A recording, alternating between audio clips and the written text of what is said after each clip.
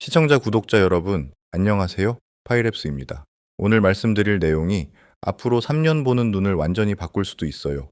먼저 질문 하나 할게요. 파이오니어 80%가 이미 내린 결정 하나가 암호화폐 역사상 최대급 공급 쇼크를 만들 수 있다면요. 그리고 이 결정 하나 때문에 2026년쯤 되면은 기관이랑 일반 매수자들이 파이 찾아 헤매는데 팔 사람이 거의 없다는 걸 알게 된다면요. 숫자가 충격적이에요. 결과는 엄청나고요. 시간표는 대부분 사람들 생각보다 훨씬 가까워요. 과대 광고 아니에요. 꿈도 아니고요. 단순한 수학이에요. 오늘 3년 락업이 왜 엄청나게 강력한 유동성 압박을 만들어서 파이 가치를 지금 누구도 예상 못하는 수준까지 밀어 올릴 수 있는지 풀어드릴게요. 근데 거의 아무도 안 하는 얘기가 있어요. 이거 들으면은 여러분 파이 장어 보는 눈이 완전히 달라질 거예요. 끝까지 봐주세요. 파이랩스 시작하겠습니다. 지난 몇 년간 무슨 일이 있었는지부터 그려볼게요. 파이 네트워크가 부분 메인넷 단계로 넘어갔을 때요. 코어 팀이 파이오니어들한테 선택권 줬어요. 겉보기엔 간단한 선택인데 결과는 훨씬 먼 미래까지 영향 미치는 거였어요. 파이 받아서 바로 쓸 수 있게 할 수도 있었고요. 정해진 기간 동안 묶어두는 대신 채굴 보너스랑 다른 혜택 받을 수도 있었어요. 락업 기간은 몇 달부터 3년까지 있었어요. 여기서 재밌어져요. 파이오니어 대다수가 대략 80%가 3년 락업 선택했어요. 잠깐 생각해 보세요. 80%예요. 작은 숫자 아니에요. 과반도 아니고요. 파이오니어 커뮤니티의 압도적 대다수가 똑같은 전략적 결정 내린 거예요. 혜택 봤죠. 파이 장기 잠재력 믿었고요. 그리고 말한 거예요. 2026년 또는 그 이후까지 우리 파이 묶어두자. 왜 그렇게 많은 파이오니어가 이 선택했을까요? 채굴 보너스가 좋았어요. 맞아요. 코인 묶어두고 추가로 받는 파이가 좋은 혜택이었죠. 근데 더 깊은 뭔가 일어나고 있었어요. 파이 네트워크 커뮤니티의 진짜 심리를 보여주는 거예요. 이 파이오니어들은 단기 이익만 생각 안 했어요. 장기 게임 봤어요. 말하는 거예요. 이 프로젝트를 너무 믿어서 3년 내내 파이 묶어둘 거야. 다음 주나 다음 달에 팔 필요 없어. 난 비전 보러 왔어. 전 세계 수백만 파이오니어가 내린 이 집단 결정이 곧 엄청 흥미로워질 상황 만들었어요. 파이오니어들이 코인 묶어두는 동안 세상이 바뀌고 있었거든요. 기관들이 주목하기 시작했어요. 규제 틀이 진화했고요. 암호화폐판이 성숙해졌어요. 파이 네트워크는 꾸준히 생태계 키우고 파트너십 확장하고 더 개방된 메인넷 환경 가까워지고 있었고요.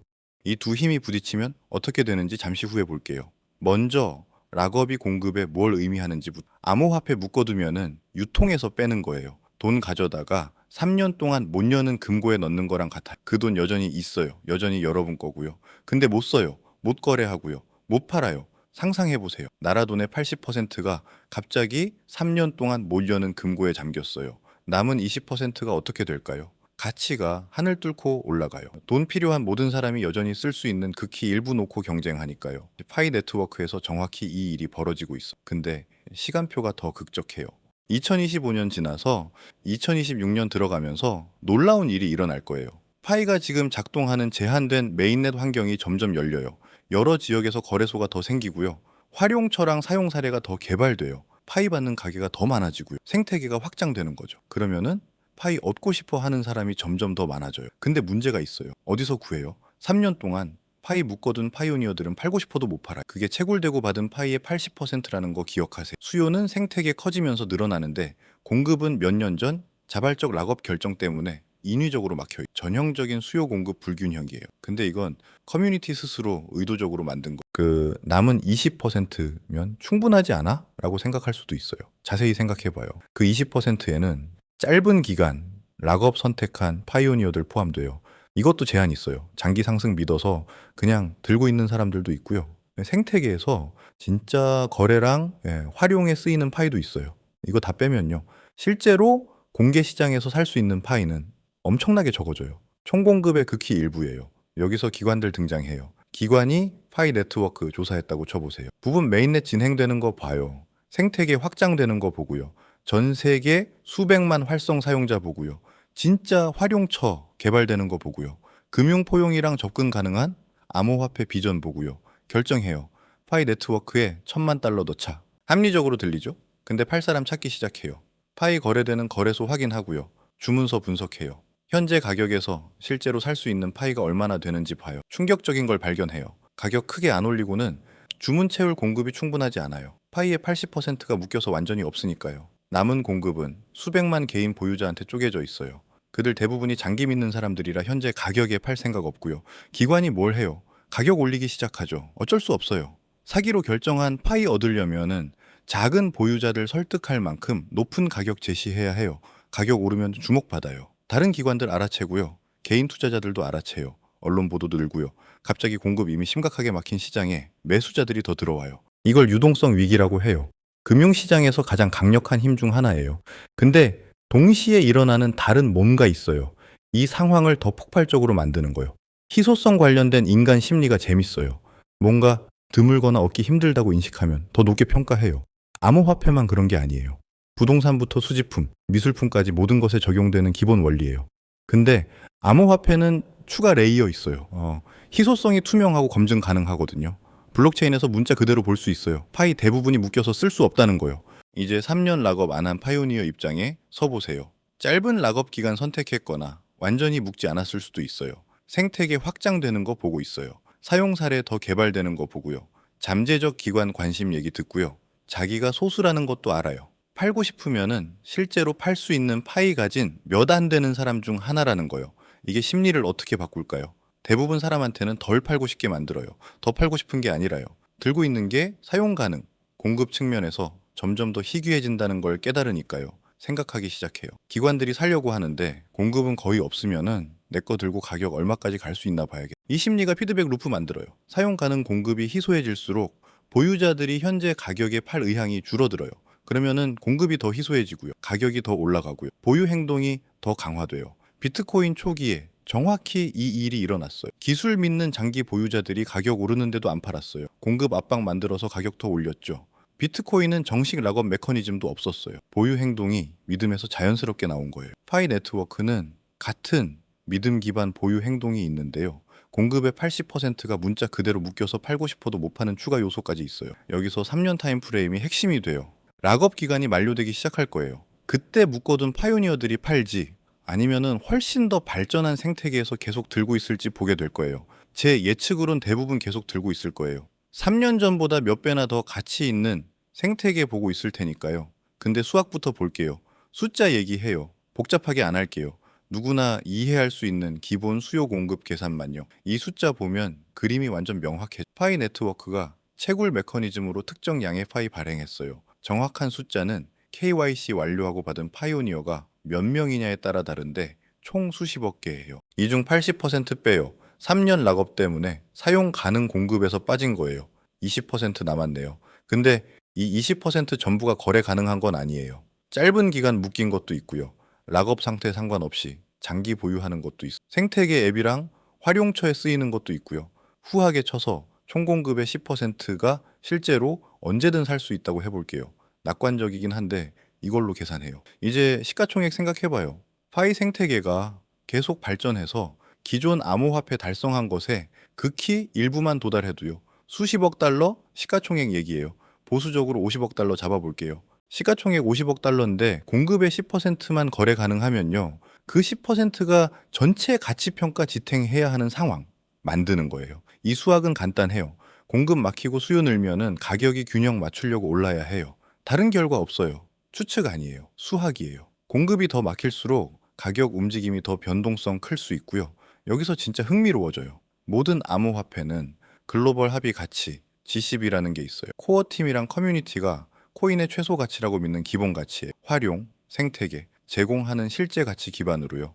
파이 네트워크는 코어 팀이 G10가 많은 사람들 예상보다 훨씬 높다고 생각해요. 제어된 메인넷 단계에서 가격이 특정 기준 아래로 안 떨어지는 메커니즘 만들어뒀어요. 근데 시장 힘이 반대 방향으로 밀면 어떻게 될까요? 공급 제약이랑 수요 증가가 가격을 위로, G12 기본선 훨씬 위로 밀고 싶어 하면요.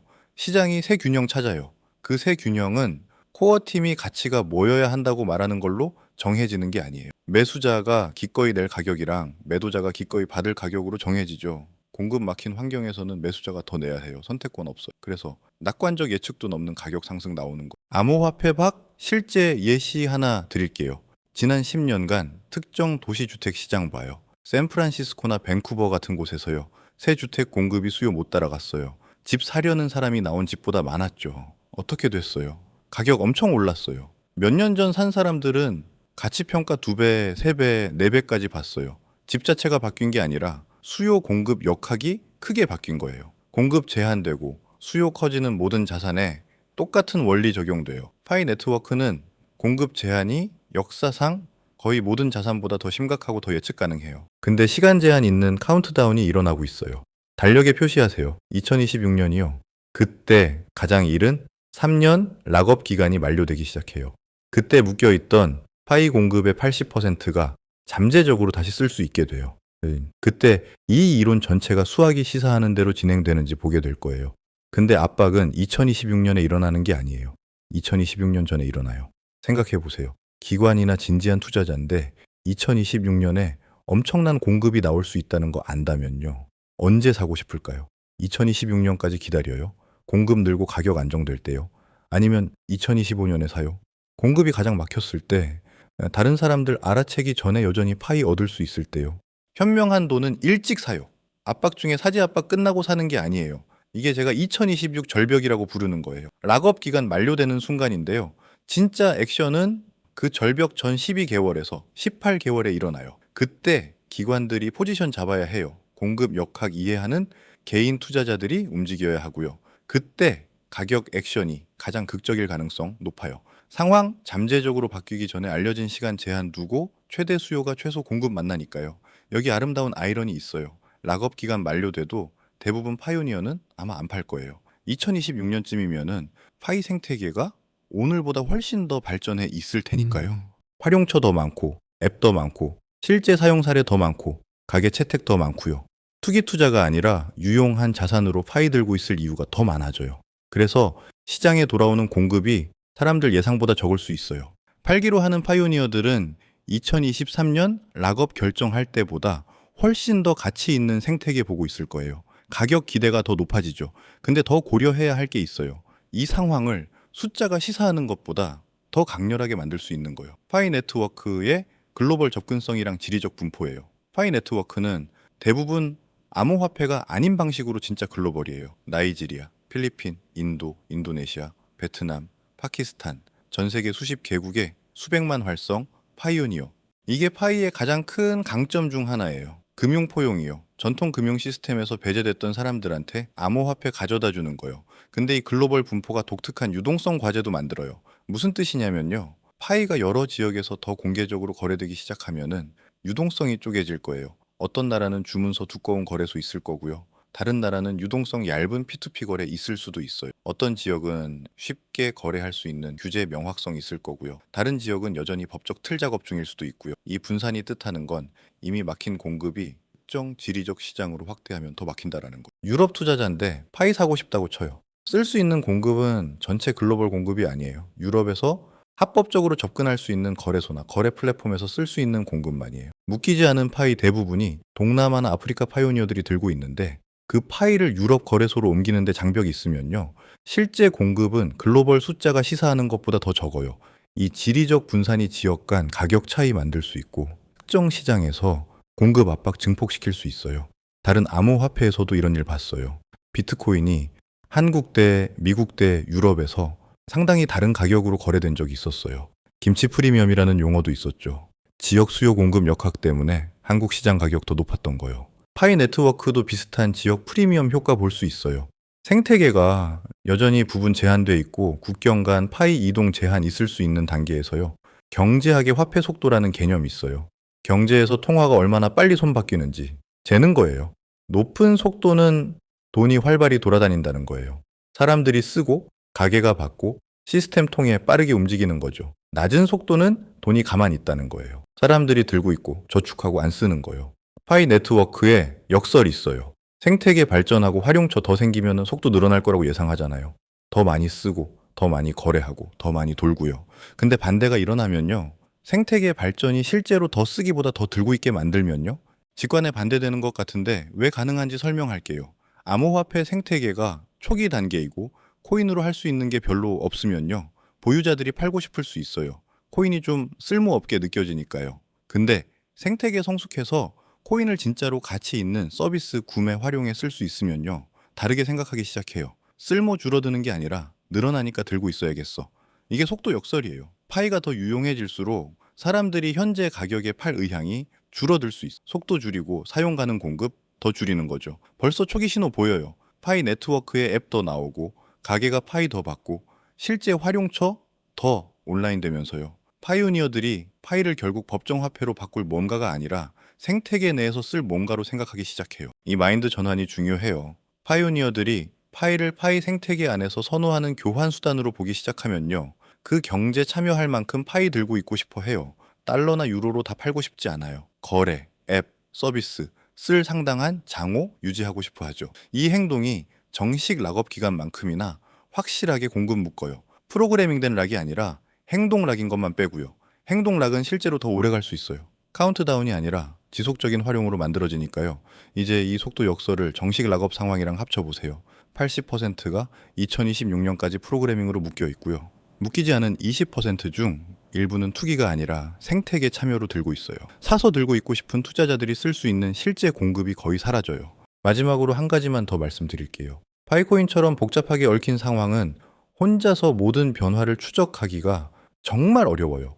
너무 많은 요소들이 실시간으로 변하고 있잖아요. 파이랩스 텔레그램 커뮤니티에서는 시황 브리핑, 손실 코인 상담, 급등 코인 추천, 트레이딩 뷰 공유, 포지션 변화 알림을 실시간으로 매일 무료로 받으실 수 있어요.